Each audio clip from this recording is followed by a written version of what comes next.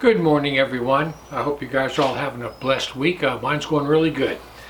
Hey, I wanted to talk to you today about your ever-increasing knowledge of God. And it's something that a lot of us don't really think about that much. But in Colossians 1:10 through 12, this is what Paul tells us. He says that you might walk worthy of the Lord unto all pleasing, being fruitful in every good work, and increasing in your knowledge of God, strengthened with all might according to his glorious power, unto all patience and long suffering with joyfulness, giving thanks unto the Father, which has made us meet to be partakers in the inheritance of the saints of light. So Paul tells us in verse 10 that we are to be ever increasing in our knowledge of God. We must never stop or grow weary of learning. So the question is do you read your Bible with purpose, or are you a flipper? And what that means is, when you read your Bible, do you just like go to your favorite verse or your favorite verses and just read them?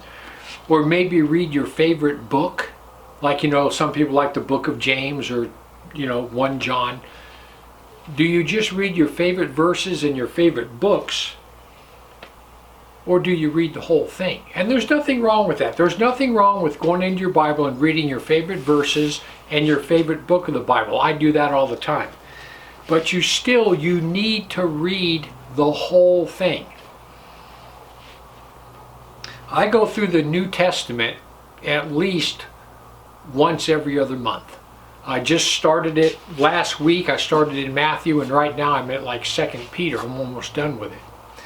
But I go through my New Testament at least every other month, probably 5 times a year. And the Bible itself, last year, I started on July 8th, reading it cover to cover, and I finished on September 22nd.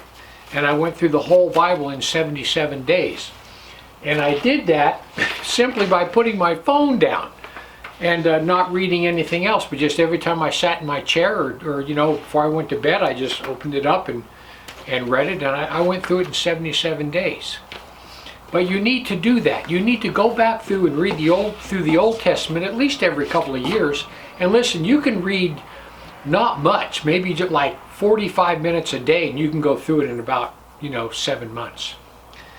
But listen, verse 10 and 11 tells us that if you do this, if you read God's Word and you increase your knowledge of Him, that you will be abundantly blessed by what you learn. It's like me doing a study. Every time I make a video, I have a little Bible study first. I go through a Bible study first, and I put it all in order, everything I want to say, and then I write it down on a piece of paper. And people, I get blessed from doing this, and I get far more blessing out of it than you guys do, just because I have spent so much more time and an in-depth study on the subject. And this is something else that God always tells me. Every video I ever make, God always shows me as I'm doing it that, you need to work on that. And I really learn a lot of things that I need to work on. But we need to always be increasing our knowledge of God. 1 Thessalonians 5:5 and 6 says, Ye are all children of light, children of the day. We are not of the night, nor of darkness. Therefore let us not sleep as others do, but let us watch and be sober. People, being a child of light, your study of the Bible tells you what that means. It tells you who you are in Christ. People, when you realize who you are in Christ, it makes it so much easier for you to walk according to God's will. That's the key. So let me tell you something else about not just reading your Bible. Reading your Bible is the most important thing you will do, but also is reading books, other books. I'm an avid reader, and I got it from my dad. My dad was an avid reader. But You need to be a book borrower. You need to be a book borrower. Find out who you know, what Christian you know that has a massive library of books, and borrow them. I loan books to everybody, to a lot of people. And there's a couple of things that I do with my books, and I'll show you.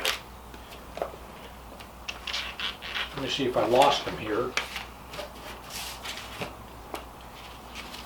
But anyway, you know these little labels that you get in the mail? They're little sticky labels with your name and address on them. You know, different charities send them to you and things like that. Well, I take all these sticky labels, and on every book I own, I'll put that sticky label right there in the front cover. That way when someone borrows it from me later on, when they open the book and they say, oh man, Pastor Bob loaned that to me, I get my books back. And my sister-in-law, Teresa, she's one of my biggest borrowers. Every once in a while she'll bring me back about 8 or 9 books, you know, that she's found laying around that she forgot she had. They just got misplaced, put under something else. But use these little sticky labels. And you know something else I found these things are good for? Like when I go to a gun show, I go to gun shows and I go to motorcycle shows. That's 2 things I do. Well, when you go there, there's all these booths that are giving away free stuff, and they want you to fill out a little card.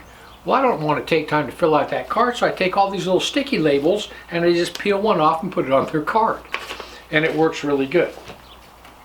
So listen, find out who you know that has a good selection of books and start borrowing them and increase your knowledge.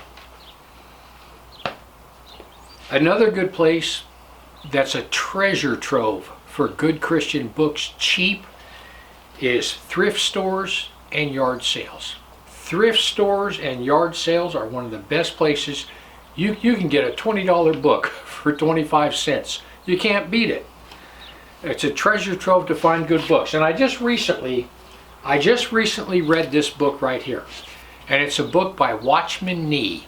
And I don't know if you've ever heard of Watchman Nee, but he's one of the greatest Chinese evangelists the world has ever known.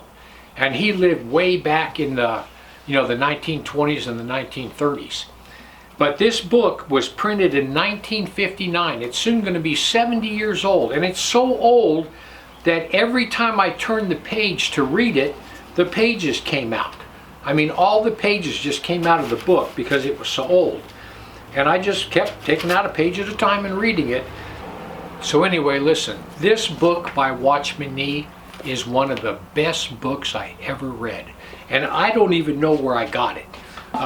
Either myself or my wife picked it up at a yard sale or at a thrift store, and I got it and I just put it in my bookshelf, and I recently found it. I probably had it 10 years, and I recently found it, and it is one of the best books I've ever read.